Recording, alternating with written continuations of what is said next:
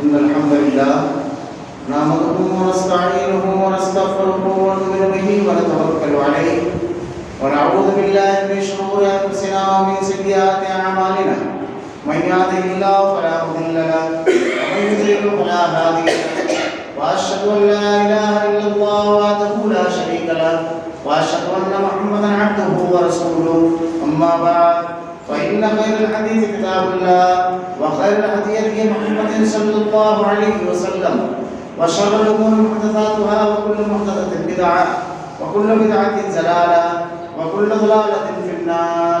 أعوذ بالله من الشيطان الرجيم. بسم الله الرحمن الرحيم.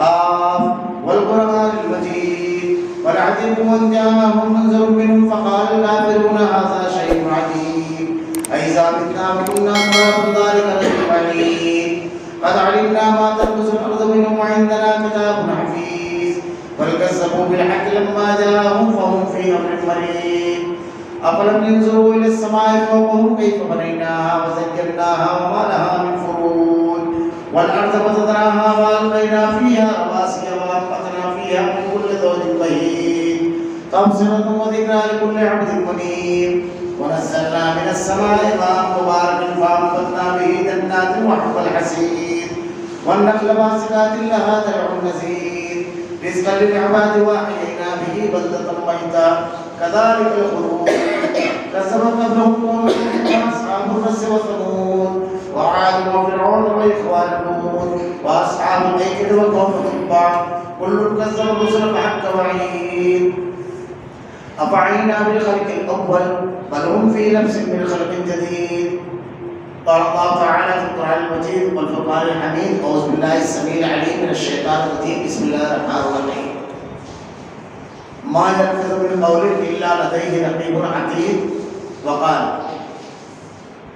يا أيها الذين آمنوا اتقوا الله وقولوا قولا سديدا يصلح لكم أعمالكم ويغفر لكم ذنوبكم ومن يطع الله ورسوله فقد فاز فوزا عظيما. تمام تعریفیں اللہ رب العالمین کے لیے جو تمام جہانوں کا ایک تنہا خالق و مالک ہے اور بے شمار درود و سلام اللہ کے آخری نبی حضرت محمد صلی اللہ علیہ وسلم. معزز حاضرین، اللہ رب العالمین نے اس دنیا کی زندگی کے بارے میں ارشاد فرمایا افحسبتم انما خلقناکم عبثا، ہم نے تم کو یوں ہی عبث بے غرض بلا مقصد یوں ہی نہیں پیدا کیا، بلکہ اللہ رب العالمین نے اس پیدائش کا مقصد یہ بیان فرمایا کہ آزمائش ہے دنیا کی زندگی. الذی خلق الموت والحیات لیبلوکم ایکم احسن عملا، تم کو آزمائے اللہ رب العالمین کہ تم میں کون نیک اور اچھا ہو. دنیا میں جو اعمال ہم جو کچھ بھی کرتے ہیں یہ سب کے سب آزمائش ہے، اور جو شخص اس آزمائش میں وہ کام کر گیا جو اللہ رب العالمین نے بیان فرمایا اپنے نبی کے ذریعے اور جس طریقے کو اللہ رب العالمین نے پسند فرمایا وہ کر کے وہ کامیاب ہو گیا. اللہ رب العالمین نے ہم کو یہ جو دنیا کی زندگی دی ہے تو بہت ساری خواہشات، بہت ساری چاہتیں اور ہمارے مزاج میں بہت ساری چیزیں اللہ رب العالمین نے رکھی ہیں. بس یہی چیز ہے کہ بندہ مومن اپنے خواہشات کو، اپنے جذبات کو اور اپنے معاملات کو کتاب و سنت کے مطابق کر لے. اللہ رب العالمین نے آدمی کے اندر جذبہ رکھا ہے کمانے کا، دولت مند ہونے کا. اللہ رب العالمین نے اس سے روکا نہیں، بلکہ قرآن مجید کی تلاوت کیجیے تو اللہ تعالیٰ نے ارشاد فرمایا کہ اللہ رب العالمین نے تجارت کو جائز قرار دیا ہے.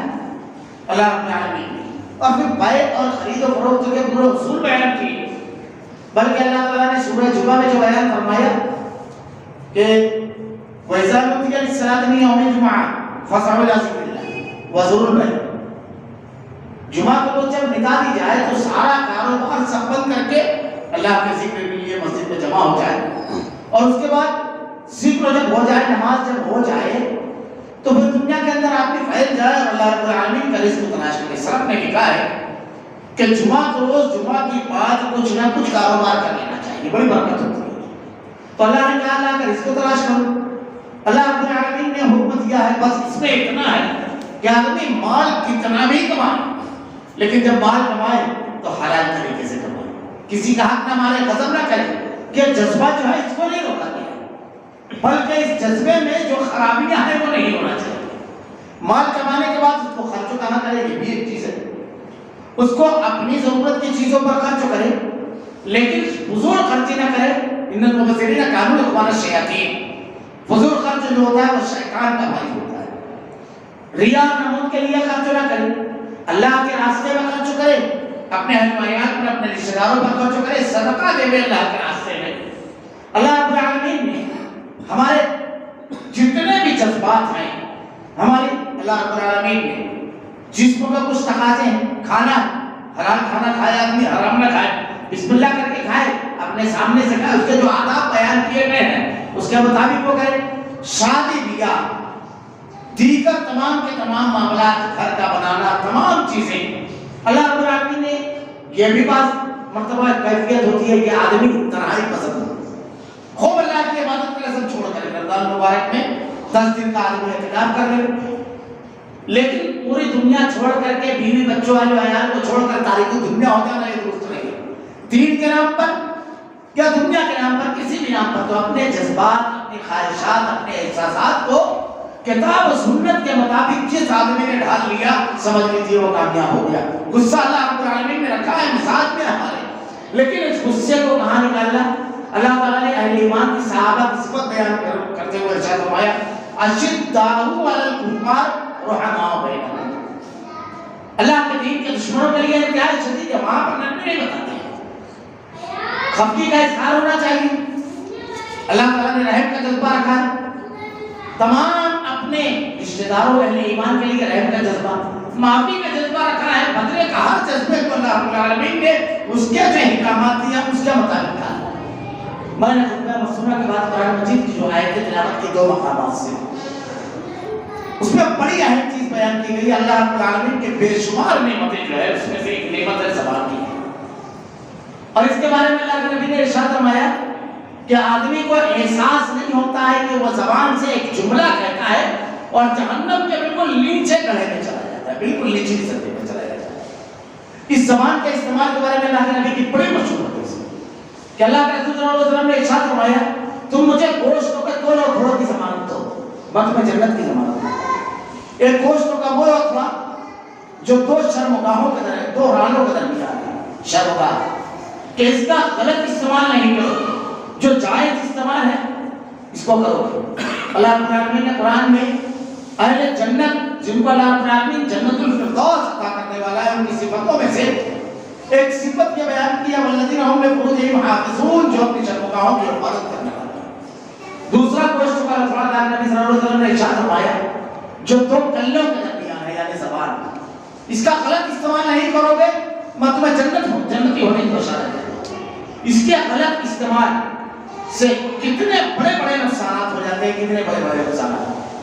ہم جو بھی اپنی زبان سے ایک لفظ بھی نکالتے ہیں، اللہ تعالیٰ نے ارشاد فرمایا ہے، ما یلفظ من قول الا لدیہ رقیب عتید، ایک لکھنے والا جو ہر لفظ ہمارے زبان سے جو ہے ادا ہوتا ہے وہ لکھ رہا ہے، ما یلفظ من قول الا لدیہ رقیب عتید۔ اس زبان کی غلط استعمال سے کیا کیا ہوتا ہے؟ حکومتیں بدل جاتی ہیں، گھر بگڑ جاتے ہیں، خاندان کے ٹکڑے ہو جاتے ہیں، بھائی بھائی سے، بہن بھائی سے، بیٹا باپ سے، باپ بیٹے سے متنفر ہو جاتا ہے، دوست احباب میں تلخی پیدا ہو جاتی ہے اسی زبان کے غلط استعمال سے، جماعتیں ٹوٹ جاتی ہیں، ادارے ٹوٹ جاتے ہیں اسی زبان کے غلط استعمال سے، اور اسی کے صحیح استعمال سے بڑے بڑے انقلاب برپا ہو گیا، بڑے بڑے انقلاب، اس کے صحیح استعمال سے۔ اس کا غلط استعمال کیا ہے؟ اس پر پوری تفصیلات بیان کی گئی ہے کہ کہاں کہاں اس کا غلط استعمال اور کہاں کہاں اس کا صحیح استعمال۔ دانشوران کہتے ہیں کہ آدمی بولنا سیکھتا ہے 2-3 سال کی عمر، 4 سال کی عمر تک، بعد 2 گیٹ ہوتے ہیں تو 3 سال کی عمر، لیکن کب بولنا، کہاں بولنا، کتنا بولنا کبھی کبھی بوڑھا ہو جاتا ہے اور اس کو نہیں سمجھنا آتا کہ کب بولنا چاہیے، کہاں بولنا چاہیے، کتنا بولنا چاہیے اور کہاں خاموشی اختیار کرنا چاہیے۔ بڑی اہم چیز ہے یہ زبان۔ اسی کے اظہار سے تعلقات استوار ہوتے ہیں اور غلط اشارت سے بڑے بڑے تعلقات ختم ہو جاتے ہیں۔ ایک جملہ جو آدمی کے دل کو لگ جائے۔ زبان کا استعمال کہاں کہاں کرنا چاہیے اور زبان کا استعمال کہاں کرنے سے بالکل اپنے آپ کو روک لینا چاہیے، خاموشی اختیار کرنا چاہیے۔ دینی معاملات میں خاص طور سے اگر آدمی کو علم ہے دینی معاملات تو اسے کہنا چاہیے، ورنہ اپنی رائے سے اور اپنی زبان سے کوئی بات نہیں کرنا چاہیے۔ بڑا مشہور جملہ ہے حضرت ابوبکر صدیق رضی اللہ تعالیٰ عنہ کا کہ اللہ کے کلام کے بارے میں میں ایسی بات کہوں جو اللہ کا مقصود اور مطلوب نہ ہو تو کون سی زمین ہے جو مجھے پناہ دے گی اور کون سا آسمان ہے جو مجھ کو سایہ دے گا۔ امام مالک رحمۃ اللہ علیہ کے پاس ایک مرتبہ ایک ڈیلیگیشن بات ایک وقت آئے اور آ کر کے امام مالک رحمۃ اللہ علیہ کے سامنے وہ تمام سوالات جو ان کے قبیلے کے لوگوں نے اور ان علاقے کے مسائل تھے ان کو رکھا۔ امام مالک رحمۃ اللہ علیہ کو سوالات کے جوابات دیا اور اس سوال کے جواب میں آپ نے ارشاد فرمایا عادل میں نہیں جانتا۔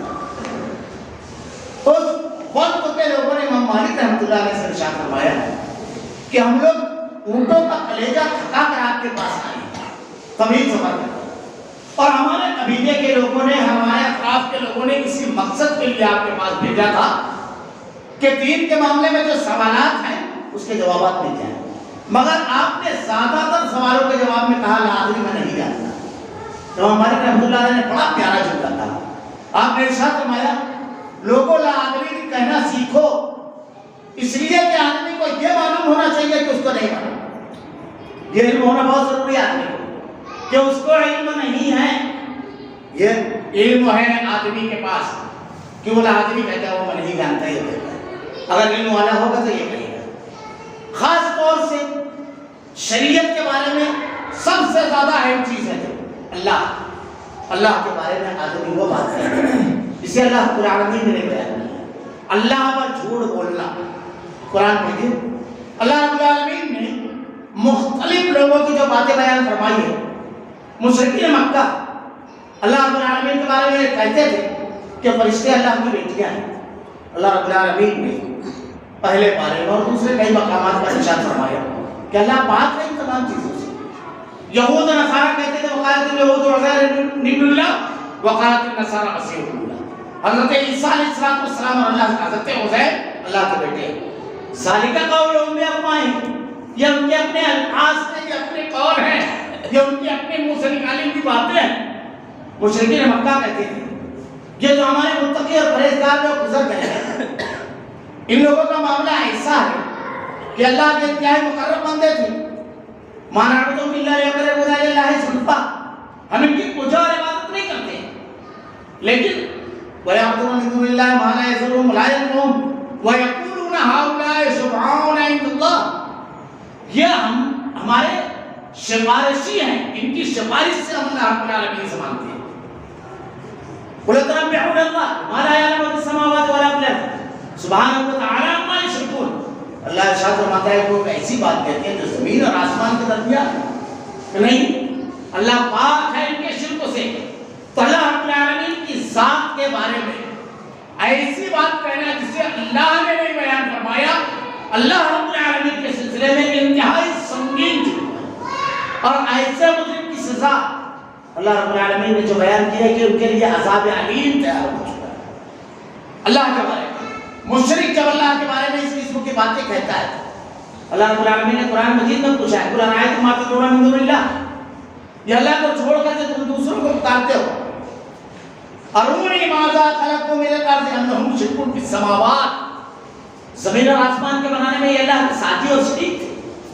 ذرا سا غور کریں، آدمی کتنی بڑی دلیل دی ہے کہ آدمی کو شرک سے روک لے، کتنی بڑی دلیل دی اللہ رب العالمین نے ایک جملے، اگر اس ایک جملے پر خطابات کیے جائے تو سینکڑوں خطابات کیے جا سکتے۔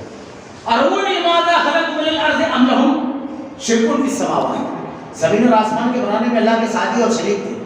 ہم یہ جو دنیا کی زندگی گزارتے ہیں، غور کریں اس دنیا میں جتنی نعمتیں اللہ رب العالمین نے ہم کو دی ہے سب ہم کہاں سے حاصل کرتے ہیں؟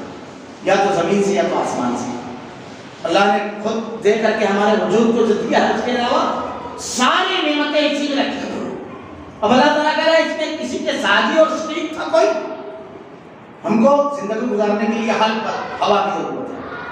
اللہ رب العالمین دن میں کام کرنے کے لیے روشنی کی ضرورت ہے، چمکتا ہوا سورج ایسا دیا کہ دنیا میں کوئی شخص بھی اجالے کی کمی کا شکوہ نہیں کر سکتا، اگر کرے تو اس کو اپنی بینائی کا علاج کرنا چاہیے۔ زمین کے اوپر کبھی آدمی غور کرے کہ اللہ نے کتنی نعمتیں دی ہیں، ہم دنیا میں جتنی چیزیں استعمال کرتے ہیں سب کے سب اسی زمین سے اللہ رب العالمین نے پیدا کیا۔ غور کرتے جائے آدمی ہر چیز کو کہیں اور کسی مقام سے نہیں لایا، جب اس کو اکیلے اللہ نے بنایا۔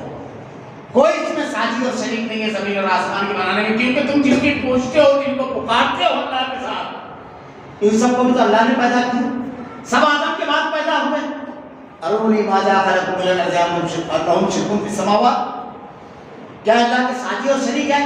ایتونی بکتاب من قبل ھذا، لاؤ اگر تمہارے پاس کوئی کتاب ہے، اور آثارت من علم، یا عملوں سے کوئی علم چلا رہا ہے۔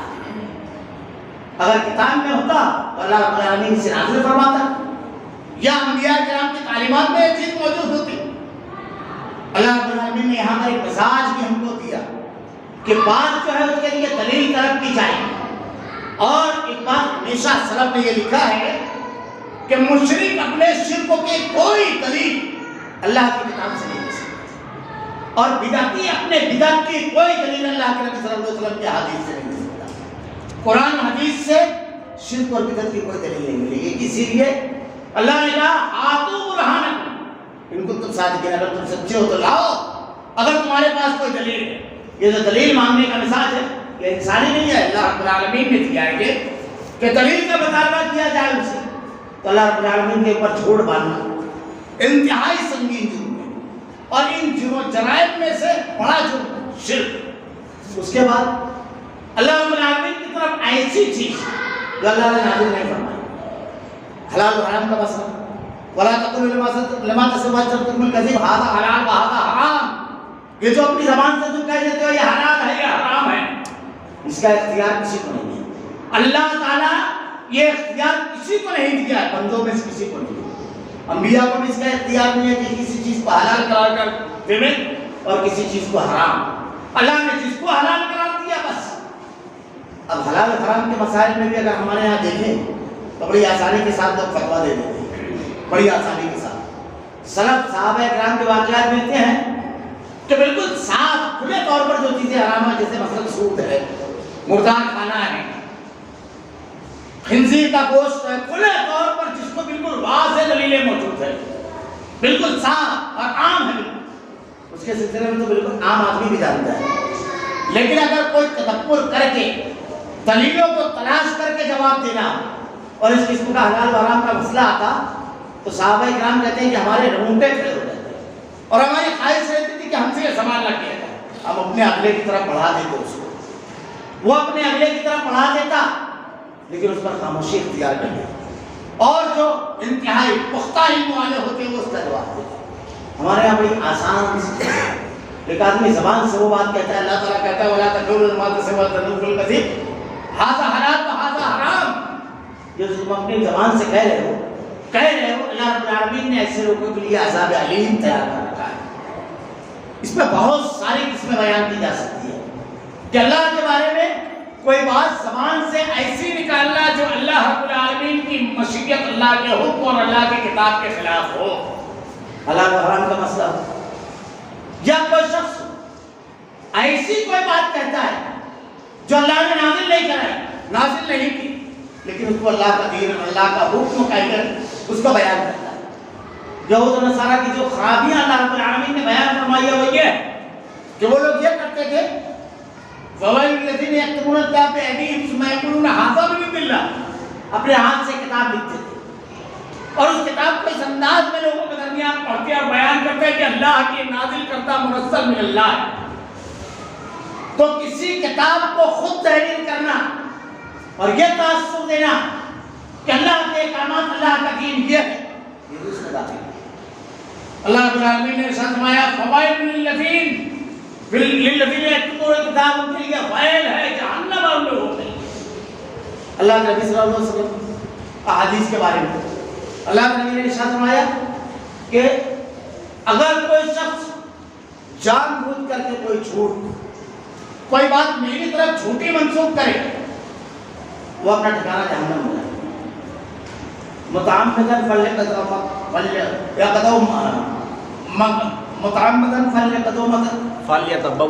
فلیتبوأ مقعدہ من النار. اللہ کے نبی نے ارشاد فرمایا کہ وہ اپنا ٹھکانہ جہنم بنا لے. شاہ ولی اللہ محدث دہلوی رحمہ اللہ اسی بنیاد پر کہتے ہیں کہ حدیث کے معاملے میں عام آدمی جو ہے اس کو یہ کوشش کرنا چاہیے کہ اگر صحیح بخاری اور مسلم کی روایتیں ہیں تو اسی کو بیان کریں. انہوں نے طبقات تیار کی. لیکن آج علم کا دور ہے, کافی تحقیق ہو گئی ہے, تو آدمی جب روایت بیان کرے تو اسے یقینی طور پر اس روایت کے صحیح ہونے کا علم ہونا چاہیے کہ اللہ کے نبی صلی اللہ علیہ وسلم کی طرف یہ روایت جو منسوخ کی گئی ہے تو محدثین نے تحقیق کر کے اس کے بارے میں بیان فرمایا ہے کہ یہ روایت صحیح ہے. اور ہمارے یہاں اس سلسلے میں بڑی عام بات ہے کہ اللہ کے نبی کی حدیث کا مفہوم ہے. جھوٹی روایت تو اس قدر عام ہے. آپ چاہیے ایک تو مثالیں, اگر مثالیں آدمی دینا چاہے تو بے شمار مثالیں. آپ چاہیے مسجدوں کے اندر پیشاب اور پاخانے کے مقامات پر لکھا رہتا ہے ننگے سر پیشاب یا پاخانہ کرنا منع ہے. حدیث پہلے حوالہ رہتا تھا ابو داؤد کا, ابن ماجہ کا, ترمذی کا, لیکن جب بات ہوئے لوگوں نے اعتراض کرنا شروع کر دیا تو اب وہ حوالے تو غائب ہو گئے لیکن حدیث کا لفظ لکھا رہتا ہے. حدیث کی کسی کتاب میں کہیں یہ چیز موجود نہیں ہے, کہیں نہیں موجود. بلکہ ایک بڑے حنفی عالم سے پوچھا گیا تو انہوں نے کہا شاید کسی شاعر نے کسی مقام پر لکھ دیا ہوگا اور کسی جاہل آدمی نے اس کو چلا دیا لوگوں کے درمیان. ایسی بہت ساری چیزیں آپ کو ملے گی. باقاعدہ اس سلسلے میں کتاب تک چھائی ہوئی ہے جس کا نام ہے یہ حدیث نہیں ہے.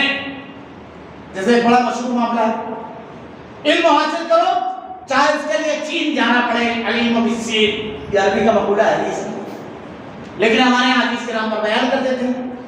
تو اگر کوئی چیز ہم یہ بیان کر رہے ہیں کہ یہ بات اللہ کے نبی صلی اللہ علیہ وسلم نے بیان فرمائی اور اگر اللہ کے نبی نے نہیں بیان فرمائی تو اللہ کے نبی کی بالکل صاف وعید ہے وہ اپنا ٹھکانہ جہنم بنا لے گے. تو ہمارے علم میں اس بات کو ہونا چاہیے. اب یہ صحیح موضوع مرسل منقطع روایتیں جو بیان کی جاتی ہیں, جیسے ہمارے یہاں بہت مشہور ہے اللہ کے نبی صلی اللہ علیہ وسلم نے صدقے اور طفیل میں دعا مانگی, اور اس کے لیے جو روایت بیان کی جاتی ہے حضرت آدم علیہ السلام علیہ کیا آپ نے اللہ کے نبی کے صدقے اور طفیل میں دعا مانگی تھی. اس روایت کو بیان کرنے کے بعد امام حاکم ارشاد فرماتے ہیں کہ یہ روایت موضوع یعنی منگھڑت بنائی گئی. قرآن کے الفاظ دیکھیے, اللہ تعالیٰ نے قرآن میں بیان فرمایا کہ جب اللہ نے لوگوں کو حکم دیا حضرت آدم علیہ السلام اور اماں حوا سے جب غلطی ہوئی اور انہوں نے درختوں کا پھل کھا لیا تو قرآن کے جو الفاظ ہیں فَتَلَقَّى آدَمُ مِن رَبِّهِ کَلِمَاتٍ فَتَابَ عَلَيْهِ, اللہ نے توبہ کے کلمات القاء کیے. اور وہ کلمات کیا تھے؟ قَالَ رَبَّنَا ظَلَمْنَا أَنفُسَنَا وَإِن لَّمْ تَغْفِرْ لَنَا وَتَرْحَمْنَا لَنَكُونَنَّ مِنَ الْخَاسِرِينَ. یہ کلمات کہہ کر کے حضرت آدم اور حضرت حوا نے دعا مانگی. اللہ نے یہ کلمات کو سورہ اعراف 8ویں پارے کے اندر نقل کیا ہے. ہمارے یہاں بہت مشہور ہے اور میں جملہ اکثر کہا کرتا ہوں کہ یہ دعا کا جو معاملہ ہے تو اللہ رب العالمین نے اکثر بیشتر انبیاء کرام کا جو تذکرہ کیا ہے تو ان کے واقعات میں دعا کا بھی تذکرہ کیا ہے. حضرت ایوب علیہ السلام طویل بیماری کے بعد دعا مانگتے ہیں رب انی مسنی الضر وانت ارحم الراحمین. حضرت یونس علیہ السلام مچھلی کے پیٹ میں لا الہ الا انت سبحانک انی کنت من الظالمین. حضرت آدم علیہ السلام کی دعا کا بھی تذکرہ. حضرت موسیٰ علیہ السلام 600 کلومیٹر کا سفر طے کر کے مدین پہنچے. رب انی لما انزلت الی من خیر فقیر. جب آپ کو فرعون کے پاس جانے کا حکم دیا گیا تو قال رب اشرح لی صدری ویسر لی امری واحلل عقدۃ من لسانی یفقهوا قولی. حضرت ابراہیم علیہ السلام رب اجعلنی مقیم الصلاۃ ومن ذریتی ربنا تقبل دعاء ربنا هب لنا من ازواجنا وذرياتنا قرۃ اعین واجعلنا للمتقین اماما. حضرت زکریا رب هب لی من الصالحین. یہ ساری دعائیں اللہ رب العالمین نے نقل کی ہے. کسی نبی نے کسی وسیلے سے اللہ کے نبی صلی اللہ علیہ وسلم کے وسیلے سے کہیں دعا نہیں مانگی. اور اگر اللہ کے رسول صلی اللہ علیہ وسلم کی سیرت طیبہ اٹھا کر دیکھیں تو 700 سے زائد دعائیں آپ نے بتائی ہیں. اور اس میں کچھ دعائیں ایسی ہیں جو آدمی روزانہ پڑھتا ہے.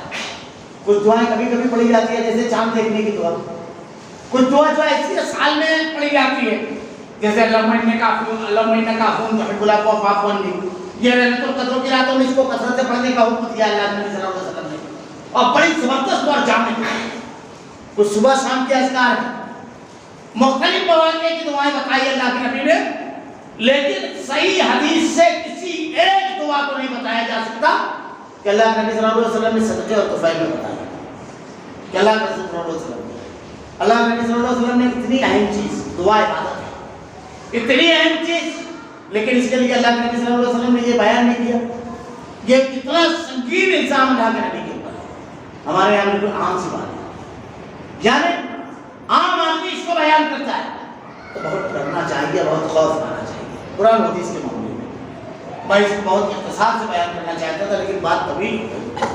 عام زندگی میں ہم جو گفتگو کرتے ہیں، جو بات چیت کرتے ہیں، جو کہتے ہیں، اس کے معاملے میں جھوٹ کتنا سنگین جھوٹ ہے، کسی کے بارے میں جھوٹ کہنا، اللہ کے نبی صلی اللہ علیہ وسلم نے ارشاد فرمایا کہ منافق کی جو ہے بعض روایتوں میں 3 علامتیں اور بعض روایتوں میں 4، 3 علامتیں جس میں بیان کی گئی ہے اس میں بیان کیا گیا ہے جب بات کرے تو جھوٹ بولے، جب وعدہ کرے تو وعدہ خلافی کرے، اور جب امانت دی جائے تو اس میں خیانت کری، یہ منافق کی علامت ہے۔ اور بعض روایتوں میں جو 4 بیان کی گئی ہے تو یہ کہ جھگڑا کرے تو غالب ہو، یہ روایت بیان کی گئی ہے۔ منافق جھوٹا ہوتا ہے، اللہ کے نبی صلی اللہ علیہ وسلم نے ارشاد فرمایا مومن جھوٹا نہیں ہوتا ہے۔ ایک آدمی اگر جھوٹ کہتا ہے تو فرشتہ اس سے روایتوں میں کہ میل کی دوری پر چلا جاتا ہے اس کے جھوٹ کے تعاون کی وجہ سے۔ اللہ رب العالمین نے ارشاد فرمایا لعنۃ اللہ علی الکاذبین، اللہ کی لعنت ہو جھوٹے پر، انتہائی سنگین جرم ہے۔ آدمی کن کن چیزوں میں جھوٹ بولتا ہے، کبھی کبھی اپنی بات منوانے کے لیے جھوٹ بولتا ہے، اپنے آپ کو سچا ثابت کرنے کے لیے جھوٹ بولتا ہے، کبھی ایسا ہوتا ہے کہ آدمی کسی سامان کو فروخت کرنے کے لیے جھوٹ بولتا ہے۔ آپ سامان خریدنے کے لیے گئے، معمولی قیمت کی چیز ہوتی ہے لیکن دکاندار کہہ رہا ہے کہ اتنی میں خریدیں گے، آپ نے کم قیمت میں مانگا، جو ریٹ اتنے بتایا اس سے کم میں مانگا، کہیں گے تو اتنے میں خریدیں گے، آپ کہیں گے کوانٹٹی بڑھا دی، اسی میں دے دے گا۔ بلکہ حدیث میں ہے کہ بیان کیا گیا ہے کہ آدمی اگر قسم کھا لے سچی بھی سامان کے سلسلے میں، سامان تو بھی چاہیے لیکن اس کی برکت جو ہے چھوٹی چھوٹی چیزوں کے لیے اللہ کی قسم نہیں کھانا چاہیے۔ جھوٹ کبھی آدمی اس لیے بولتا ہے کہ کسی شخص سے اس کو نفرت ہوتی ہے، کبھی اس لیے بولتا ہے کہ کسی کی عزت سے اس کو کھلواڑ کرنا ہے، کبھی اس لیے بولتا ہے کسی شخص کے معاملے میں اس کی حسد اور جلن کی وجہ سے کبھی آدمی کو جھوٹ بولتا ہے۔ کبھی ایسا ہوتا ہے کہ ایک بات کسی نے اڑائی اور آدمی لے کر کے چلنے لگا۔ ذرا تو اس میں سوچنے والی بات ہے۔ میں نے بالکل ابتدا میں روایت بیان کی تھی کہ اللہ کے نبی نے ارشاد فرمایا ایک جملہ اپنی زبان سے کہتا ہے اور جہنم کی گہرائی میں چلا جاتا ہے۔ ہم کسی کے بارے میں کچھ کہہ رہے ہیں، ہمارا اس سے کوئی معاملہ نہیں، کسی کو خوش کرنے کے لیے دشمنی اور عداوت میں اس کی مقبولیت سے ہم حسد کر رہے ہیں، اس کی عزت سے، اس کے مال سے حسد کر رہے ہیں، اس کی بنیاد پر ہم یہ جملہ کہہ رہے ہیں۔ جواب ہمیں قبروں میں تنہا دینا ہے، حشر میں ہمیں جواب دینا ہے۔ وہ تو اپنا فائدہ اٹھا ہی گیا، ہم نے تو اس کے ساتھ لگ گئے۔ اللہ تعالیٰ ارشاد فرماتا ہے قرآن مجید کے اندر بالکل وضاحت کے ساتھ، کوئی فاسق جب تمہارے اوپر خاص خبر لے کر آئے تو اس کی تحقیق کر لیا کرو، تصدیق کر لیا کرو۔ آدمی کے جھوٹا ہونے کے لیے اتنا ہی کافی ہے، ہر سنی سنائی بات کو سنے اور آگے بیان کرے۔ آج ہمارے یہاں یہ چیز بڑی عام ہے، بہت عام، اور اب تو فرشتوں کا لکھا تو ہوتا ہی تھا، آدمی کا بھی لکھا تحریر رہتا ہے۔ واٹس ایپ پر آدمی بہت آسانی کے ساتھ بڑھاتا ہے چیزوں کو، تمام معاملات میں اس کو لے لیجیے، ایک خبر آپ تک آئی، آپ نے کوئی تحقیق نہیں، آدمی واٹس ایپ چلا رہا ہے لیکن وہ یہ نہیں سوچ رہا ہے کہ میں کہاں اللہ اور اس کے رسول کی نافرمانی کر رہا ہوں۔ شیطان کے بارے میں قرآن میں اللہ نے ارشاد فرمایا ہے کہ جب اس کو نکالا گیا تو اس نے کیا کہا تھا؟ ہر راستے پر بیٹھوں گا رب العالمین، ہر راستے، دائیں بائیں آگے پیچھے۔ اس کا مطلب یہ ہے دائیں بائیں آگے پیچھے ہاتھ بیٹھنے کا کہ شیطان انسانوں کو گمراہ کرنے کے لیے ایک محاذ نہیں رکھتا ہے، عقیدے پر پہلے حملہ کرے گا، اگر شرک کو کرا لیا اس کا کام ختم، اس کے بعد آدمی کتنی بھی نیکی کرے سارے نیکیاں ضائع۔ یہاں اگر ناکام ہو گیا मोहित पक्का है, फिर इबादत में कुछ न कुछ कोशिश करवाएगा गलत करना। यहाँ भी अगर नाकाम हो गया तो इबादत में तसाहुली, अगर ये सब भी नाकाम हो गया तो मामला की तरफ आएगा। और मामला ऐसे होते हैं कि अगर हमने किसी की इज्जत उछाली होगी, किसी के ऊपर कीचड़ उछाला होगा, किसी के बारे में हमने बगैर तहकीक कोई इंसान उसके ऊपर रख दिया होगा, तो क़यामत के रोज अल्लाह के जनाब में खड़े होंगे। बहुत सारी चीजें जैसे शहादत, आदमी अगर अल्लाह के रास्ते में शहीद हो जाए तो रब्बुल आलमीन उसके तमाम गुनाहों को माफ करवा देता है, लेकिन मामलात माफ नहीं होंगे। रोज़े महशर वो सब तो खड़ा होगा और हमारा दामन पकड़ेगा, हमारी नेकियां लेकर चला जाएगा। आदमी किसी के ताल्लुक में, किसी को खुश करने में ये तमाम अमाल करता है, लेकिन कब्र में जब जाएगा तो उसको तनहा जवाब देना है। पिछले दिनों एक वाकया कब्रिस्तान में, तो वहां एक शख्स एक आदमी के बारे में कहने लगा कि वो बहुत ज्यादा इस किस्म की बातें कह रहा था। मैं उससे यही कहने वाला था कि कब्र में तुझको तनहा जवाब देना है। ये जो हम कर रहे हैं, किसी की बारे में गलत बात बयान करना, किसी की इज्जत से खेलना, किसी के बारे में बिना तहकीक किसी बात को बढ़ा देना, तो तमाम चीजों में दाखिल है। कौमी मामलात में भी ये चीज दाखिल है, इंफरादी मामलात में, इज्तिमाई और समाजी मामलात में, रिश्तेदारों के सिलसिले में, हर जगह ये चीज दाखिल है। क्या आदमी कितना झूठ लिखकर बोल रहा है बिना तहकीक। आए दिन आप व्हाट्सएप पर देखिए, खबर आती है, पता चलता है, फौरन उसके बाद तस्दीक आती है कि भाई आप ये जो भेज रही है वाकई इस तरह नहीं है, इस तरह। उसमें हम क्या कर रहे हैं? किसी की इज्जत से खिलवाड़ कर रहे हैं, ज़बानी जो चीज कर रहे हैं। अगर कोई आदमी गलत कह रहा है, अल्लाह ताला ने कुरान में क्या बयान किया है? एक बात हमेशा आदमी को ज़हन नशीब रखना चाहिए। जिंदगी में हमारे जितने भी मामलात होते हैं, इसमें आजमाइश सामने वाले की नहीं, हमारी होती है, हमारी आजमाइश होती है। हम अपने लीडरान के बारे में शिकवा करते हैं कि ये बिक जाते हैं, कौन की परवाह नहीं है लोगों के लिए, असल आजमाइश तो हमारी है। कि हमने अपना नुमाइंदा चुनते वक्त तो कुरान हदीस की तालीमात के सामने रखा। ईमानदारी हमारे यहाँ मियार है, सच्चाई मियार है, अच्छाई मियार है। हमारी तो मोहब्बत जिस पार्टी के साथ है, हमारी मोहब्बत जिन लोगों के साथ है, बस उसके बाद हमने सारे मियार खत्म कर दिए। आजमाइश हमारे लिए। एक आदमी अगर गलत कर रहा है और हम उसकी तारीफ कर रहे हैं तो आजमाइश में वो नहीं है। हमको क्या करना है? अगर दो फरीकैन में इख्तिलाफ है, मैं अक्सर कहता हूँ, दो फरीकैन में इख्तिलाफ है तो आजमाइश उन फरीकैन से ज्यादा उनके हमनमा और उनके हामियों में है। क्या हमने मिलाने की कोशिश की? हमने मामले की पूरी तहकीक की, हमने ऐसी कोशिशें की जो हमको करना चाहिए, और उसके बाद अगर कोई गलत है तो फिर हम उसके बाद उसके खिलाफ उठे। अल्लाह ताला कुरान में कहता है, या अय्युहल्लज़ीना आमनू कुनू क़वामिना बिल क़िस्ति शुहदाअ लिल्लाह वला अनफुसिकुम वल वालिदैन वल अक़रबीन इन यकुन ग़निय्यन व फ़क़ीरन फ़ल्लाहु अला। ईमान वालों, सच्चाई को, इंसाफ को कायम करने वाले बनो। इसके लिए जब गवाही की जरूरत पेश आए तो अपने आप के खिलाफ अगर गवाही देना है तो आदमी अपने खिलाफ कैसे गवाही देगा? एक आदमी के बारे में एक बात कही गई और जब उससे सवाल किया जाए तो उस बात को छुपाए ना, बया चीजें कह दे, हाँ मुझसे गलती हुई, मैंने ये तरीका इख्तियार किया था, या अपने खिलाफ गवाही देगी। अपने वालिदैन के, माँ बाप के। हमारे यहाँ तो समाज और माशरा ऐसा बना हुआ है कि हमारा रिश्तेदार अगर है तो गलत सही कुछ भी हो, हम उसकी ताईद और हिमायत करने वाले। अगर हम उसकी ताईद और हिमायत करने वाले हो गए, ये एक जुर्म तो था, लेकिन अल्लाह ने हमको जो हुक्म दिया था हम किस मकान पर खड़े। फायदा और नुकसान उसको होना है, लेकिन हमारा क्या हुआ? अल्लाह ने हमको हुक्म दिया था सच्ची गवाही देने वाले। अगर कोई आदमी बहुत दौलतमंद है, बहुत दौलतमंद है, उसकी दौलत आपको मुतासिर करना चाहिए। कोई बहुत गरीब है, आज की गवाही से इसका माल, इसका घर चला जाएगा, कोई परवाह नहीं। अल्लाह रब्बुल आलमीन ज़्यादा इस बात का हकदार है कि अल्लाह रब्बुल आलमीन से डरा जाए और अल्लाह रब्बुल आलमीन की तालीमात का लिहाज किया जाए, इसका ज़्यादा हकदार है अल्लाह रब्बुल आलमीन। एहकामात के सिलसिले में अस्त में आजमाइश हमारी होती है। अगर हम अपने समाज और माशरे के अंदर देखें ये चीज़, ये ज़बान के इस लानत, हमारे घरों के अंदर ये चीज़ मौजूद है।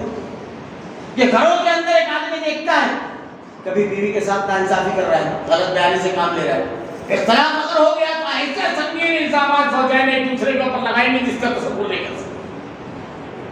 अगर किसी का माली मामले में कुछ इख्तिलाफ हो गया लेन देन में, तो उसकी शख्सियत के बारे में अजीब अजीब इल्जामात। अल्लाह ताला इरशाद फरमाता है झूठे पर लानत। ये बड़ी अहम चीज़ है। हम अपनी ज़बान से जो लफ्ज़ निकाल रहे हैं इसके बारे में हमसे पूछा जाएगा। शख्सियत की तामीर अल्लाह के नबी सल्लल्लाहु अलैहि वसल्लम जब पहली मर्तबा आपके ऊपर वही नाज़िल हुई और पहली मर्तबा आपको यह हुक्म दिया गया कि आप अपने रिश्तेदारों को कराएंगे, वहाँ से रशीद तक या कभी, तो आपने तमाम अहले खाना को जब जमा किया और जमा करके पूछा कि मैं ये कहूँ इस पहाड़ी के पीछे एक लश्कर है जो तुम पर करीब हमलावर होने वाला है, क्या तुम मेरी बात मान लोगे? लोगों ने कहा हाँ, इसलिए कि हमने आज तक आपकी ज़बान पर झूठ का तजर्बा नहीं किया। अल्लाह के रसूल सल्लल्लाहु अलैहि वसल्लम की सदाकत की दलील थी। उसवे रसूल को मानना क्या है? उसवे रसूल को मानना है कि नबी के तरीके को अपनाया जाए। मोमिन की मिसाल ऐसी होती है कि ज़बान, इसके नुकसानात और इसके फ़वाइद क्या क्या है। अगर हम झूठ से बचेंगे, नरमी के साथ गुफ्तगू, तल्ख़ कलामी, गलत ज़बान इस्तेमाल करना, इसके नुकसान। दीन के मामले में कभी कभी ऐसा होता है कि आदमी बड़ा हो, सरबराह हो और किसी के बारे में गलत ज़बान इस्तेमाल करे, उसकी इज्जत से खेल जाए। कभी कभी ऐसा होता है कि दीन की तरफ राग़िब होने वाले, दीन की तरफ आने वाले लोग को तरफ हो जाते हैं। मस्जिद में कभी ऐसा होता है कि किसी शख्स से कोई गलती सरकत होती है तो लबो रेज़ा अंदाज ऐसा इख्तियार किया जाता है, बूढ़े हो गए आपको अभी तक समझता नहीं। ऐसा अंदाज इख्तियार करना, हमारे यहाँ कुछ जाहिलों ने तो बोर्ड लगा दिया, वो एक गलत बात हो जाएगी। नंगे सर पेशाब इस मस्जिद में बगैर टोपी की नमाज पढ़ना, अल्लाह का घर है, कायदा बंदे चलाते हैं। हालांकि टोपी मसला नहीं है, मर्द जो है उसका कांधा ढका रहना चाहिए, टखना खुला रहना चाहिए, कपड़े की शर्त। और खवातीन के लिए चेहरा खुला रहना चाहिए, कान भी ढका रहे, और पंजा हाथ का या जो है हथेली के पास की वो ढकी रहना चाहिए, और पैर का पंजा टखना भी ढका रहना चाहिए, नमाज का लिबास। अब इसके अलावा जो हमारे यहाँ जरूरी करार दिया जाता है, जो हमारे यहाँ पिज्जा को किया जाता है, वो एक अलग बहस हो जाएगी। खैर, मस्जिदों में ऐसे अंदाज में लोगों को टोकना, लोगों को कहना कि जिसकी बुनियाद पर वो दीन से दूर हो जाए, उसकी बेइज्जती हो। किसी की इस्लाह का तरीका ये होता है कि उसको नरमी के साथ तनाई में समझाया जाए, अगर उसकी गलती देखी जाए। चार में अगर आप उसको बोल रहे हैं तो आप उसको बेइज्जत कर रहे हैं। हज़रत हसन हुसैन रज़ियल्लाहु अन्हु का एक वाक़या बड़ा मशहूर है कि एक मर्तबा एक बुजुर्गों को देखा वज़ू कर रहे हैं। वज़ू करने के लिए जब वो बैठे तो उन्होंने हाथ धोया, उसके बाद चेहरा धुला। अब चेहरा धुला, फिर उसके बाद तरतीब पूरी उलट ली, फिर कुल्ली कर रहे हैं, फिर उसके बाद हाथ धुला, फिर पैर धो लिया। पूरा वज़ू की जो तरतीब थी वो दुरुस्त नहीं थी। बच्चों ने देखिए तरीका होता है, क्या तरीका इख्तियार किया, कहा बाबा, बुजुर्गों से कहते हैं कि बाबा हम लोग वज़ू करते हैं, जरा से देखिए तो दुरुस्त वज़ू है। जब ये वज़ू करने के लिए बैठे, जब इन लोगों ने पूरी तरतीब के साथ पहले पैर दोनों हाथों को धुला, फिर उसके बाद कुल्ली की, नाक में पानी डाला, चेहरा धुला, 3 मरतबा, फिर सीधा हाथ, फिर उल्टा, फिर सरकार कान का मसा किया, उसके बाद सीधा उल्टा पैर। तो बुजुर्ग उठ करके कहते हैं बच्चों तुमने तो मेरा वज़ू दुरुस्त कर दिया। ये तरीका था। हमारे यहाँ अगर होते तो बूढ़े हो गए, अभी तक वज़ू करने का सलीका नहीं आया। एक लफ्ज़ जो आपकी ज़बान से निकल रहा है, किसी को कितनी हैसियत से दो चार करेगा, किसी को किस मकाम पर ले जा करके खड़ा करेगा, किसी को किस चीज़ से मुतनफ़िर कर देगा। अल्लाह ताला कहता है मा यल्फ़ज़ु मिन क़ौलिन इल्ला लदैहि रक़ीबुन अतीद। हम जो लफ्ज़ निकालते हैं ज़बान से, हम लोग बात मतलब जोश में रहते हैं तो बड़ी बड़ी बात कर जाते हैं। अब इसी में एक चीज़, झूठ बड़ी मायूब चीज़ है, लेकिन कुछ मकामात पर कहना चाहिए। बाकायदा हदीस में है वज़ाहत की, मकामात पर इसकी इजाज़त है। ज़ौजैन में अगर इख्तिलाफ है या ज़ौजैन की अगर बात है तो मियाँ बीवी एक दूसरे को गुर्बत के लिए बोल सकते हैं। अब बोलने का मतलब ये नहीं कि आप ऐसा झूठ बोलें, यानी झूठा वादा करते हुए आदमी और फिर घर में इख्तिलाफ और निज़ा हो जाए। आर्ज़ी तौर पर मिलने मिलाने के लिए तारीफ़ और तौसीफ़ की कोई बात हो, दो लोगों का इनका दरमियान झगड़ा है अगर, तो यहाँ झूठ बोलना चाहिए। हमारे यहाँ देखिए, अगर दो लोगों के दरमियान इख्तिलाफ है तो कुछ लोग नफ़ल नमाज नहीं पढ़ेंगे, सुन्नत भी पढ़े नहीं पढ़े, لیکن اگر ایک بات کسی کی معلوم ہے تو دوسرے تک پہلے پہنچائے اور اس کے بعد کہیں گے میں اس کے سامنے کہوں گا یہ بات، حالانکہ اس بات کے اس تک پہنچنے کی وجہ سے دونوں میں اختلاف کی خلیج پڑے گی، دشمنی پڑے گی دونوں میں. لیکن میں تو منہ پر کہوں گا کسی سے ڈرتا نہیں. آپ کو ڈرنا چاہیے اللہ سے، آپ کو ڈرنا چاہیے شریعت کی خلاف ورزی سے، اس سے اختلاف نہیں. اس کی بجائے غلط بیانی کر کے دونوں کو قریب کیا جائے، غربت بڑھائی جائے دونوں کی. ہمارے سماج اور معاشرے کے اندر بالکل خراب کہ اس کی وجہ سے بات ایک دوسرے کی طرف پہنچانا غلط باتیں اور ایک دوسرے کے بارے میں غلط باتیں پہنچانا. اور کبھی کبھی تو ایسا ہوتا ہے کہ سامنے والا ایک لائن بولتا ہے اور یہ پورا مضمون بیان کرتا ہے. اس کا پروگرام ایسا ہوگا، اس کے سلسلے میں ہم کیا کریں، یا ہماری ذات سے متعلق چیزیں میں بیان کرنا ہو، کھیلنا یا دوسرے شوق اپنا پورا کرنا ہے بیان کا، کسی جگہ مقام حاصل کرنے کے لیے ہم شریعت کی تعلیمات کو فراموش کر رہے ہیں. معمولی چیزیں نہیں. اللہ تعالیٰ نے ارشاد فرماتا ہے کہ یا ایھا الذین آمنوا اتقوا اللہ، اے ایمان والو. خطبہ نکاح کے ٹائم 3 آیتیں جو تلاوت کی جاتی ہے اس میں جو تیسرا مقام ہے یا ایھا الذین آمنوا اتقوا اللہ وقولوا قولا سدیدا، صاف اور سیدھی بات کرو. یہ بھی ہمارے معاشرے کے اندر کہ بات گھما کر کہنا، کبھی گواہی دینے کی نوبت آئے تو ایسے انداز میں گواہی دینا کہ ایک آدمی مسلم ہو، جیسے اگر دو لوگوں کے درمیان اختلاف ہے تو اور ٹھیک ہے ان کو تو نہیں سمجھتا، لیکن یہ تو اتنے پڑھے لکھے ہیں مولانا، انہوں نے ان کو تو یہ نہیں بولنا چاہیے، ان کو کیا نہیں بولنا چاہیے، بات نہیں. تب سے جب کرنا ہو تو ایک ساتھ یا تو پھر ایسے انداز میں کیا جائے، ایسے انداز میں گفتگو کی جائے کہ کہیں کسی کو بولا جا رہا ہے اور اشارہ کسی اور کی طرف. اللہ تعالیٰ دلوں کا حال جانتا ہے. یا ایھا الذین آمنوا اتقوا اللہ، ایمان والو صاف اور سیدھی بات کہو. میں اکثر کہتا ہوں نکاح کے موقع پر کہ یہ چیز خواتین میں بہت زیادہ اور مردوں میں بھی. خواتین میں ہوتا ہی ہے کہ گھروں میں جب جھگڑے ہوتے ہیں، اختلاف ہوتا ہے تو جٹھانی اپنے چھوٹے بیٹے کو کوٹ رہی ہوتی ہے یا بیٹی اور سناتی رہتی ہے دیورانی تو بہت زیادہ یہ ہے، تو بہت زیادہ ہوا ہے. اس کو بھی سمجھ رہا ہے کہ حساب کتاب میرا برابر ہوتا ہے، لیکن ثابت نہیں کر سکتے، ثابت نہیں کر سکتے. کہاں پڑھی جا رہی ہے آیت نکال کے. اب اس سے اگر کوئی پوچھے گا تو اپنے بچے کو بھی نہیں بول سکتی. ارے بول سکتے ہیں لیکن جتنی عمر ہے اس کی 2.5-3 سال کی، اس پر جو الزامات لگا کر بول رہی ہے وہ تو کسی اور کی طرف جا رہا ہے.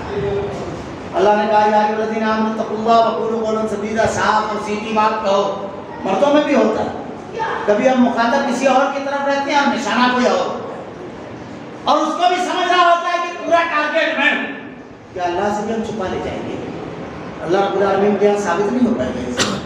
اللہ نے کہا یا ایھا الذین آمنوا اتقوا اللہ، ایمان والو اللہ سے وقولوا قولا سدیدا. بندوں کے معاملے میں اللہ سے ڈرنا یہ سب سے اہم چیز ہے.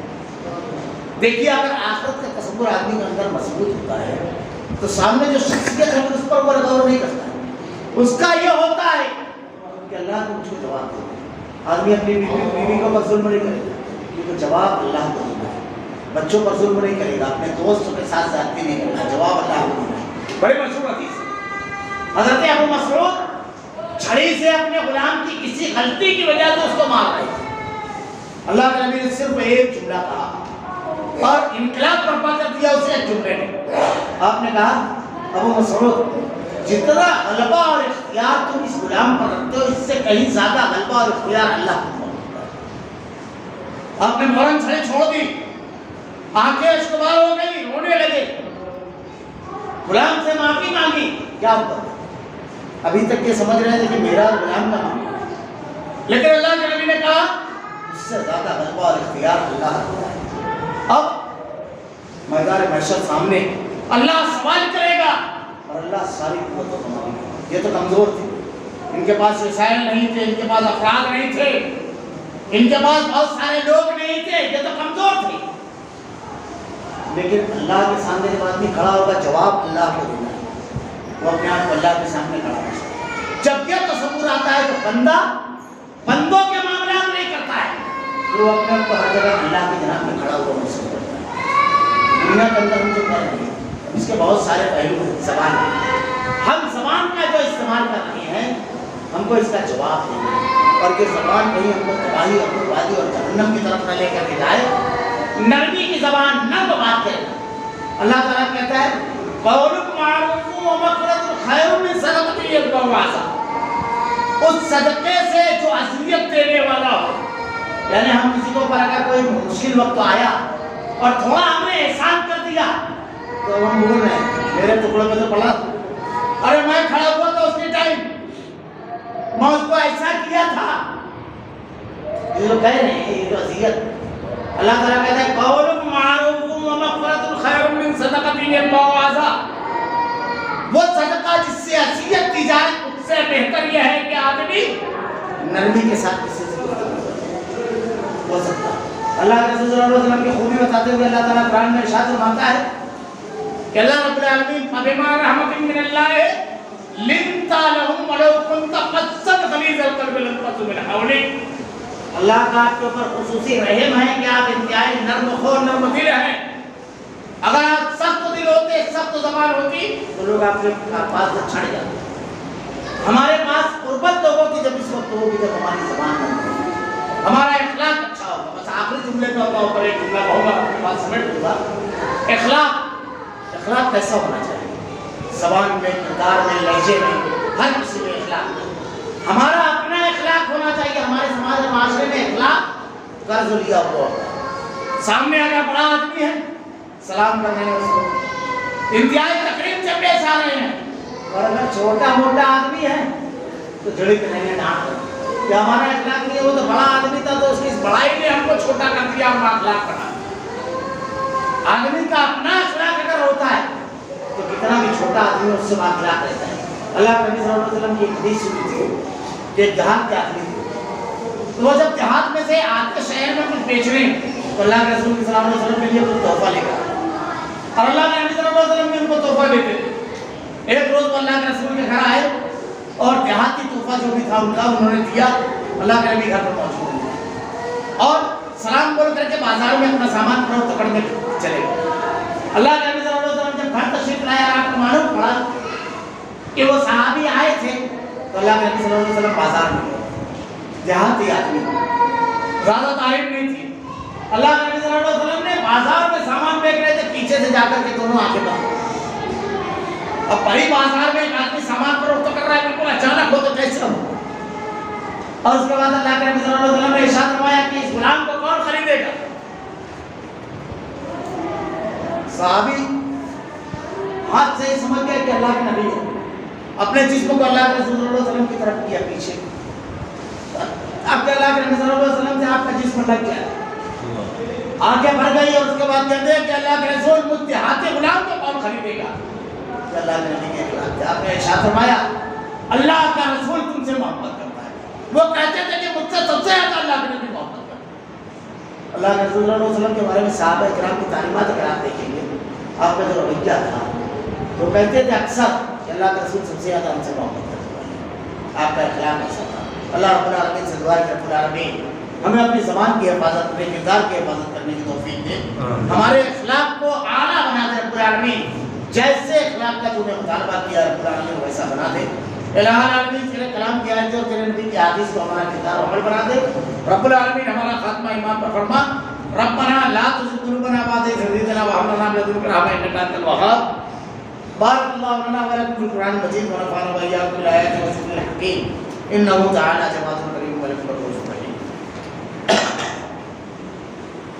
الحمد لله نحمده ونستعينه ونستغفره ونؤمن به ونتوكل عليه ونعوذ بالله من شرور أنفسنا ومن سيئات أعمالنا من يهده الله فلا مضل له ومن يضلل فلا هادي له وأشهد أن لا إله إلا الله وحده لا شريك له وأشهد أن محمدا عبده ورسوله أما بعد أعوذ بالله من الشيطان الرجيم بسم الله الرحمن الرحيم إن الله يأمر بالعدل والإحسان وإيتاء ذي القربى وينهى عن الفحشاء والمنكر والبغي يعظكم لعلكم تذكرون اذكروا الله يذكركم وادعوه يستجب لكم ولذكر الله تعالى على ذكر وأدم محمد